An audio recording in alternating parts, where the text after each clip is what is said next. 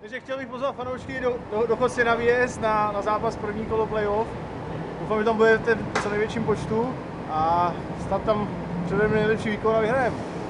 Takže doufám, že tam budete. Zdravím. Chtěl bych pozvat všechny fanoušky Litomyšle, aby jeli s náma s fanklubem podpořit kluky do Chocně. Budou to potřebovat, odjezd je o půl čtvrté od zimního stadionu. Jedou 2 autobusy, jeden speciálně pro fanoušky. Pojďte s náma. Neseďte doma na prdeli a přijďte na hokej s náma fandit do Chocně. Pojďte v neděli podpořit naše borce do Chocně. Pojďte nás podpořit do Chocně. Dám 3 góly. Takže prosím všechny fanoušky, aby nás přijeli podpořit do Chocně na zápas. Budeme to určitě potřebovat, bude to strašně důležitý a doufám, že tam utrhneme první vítězství a já gola určitě nedám, ale udělám všechno pro to, aby se aspoň někomu na něj nahrál.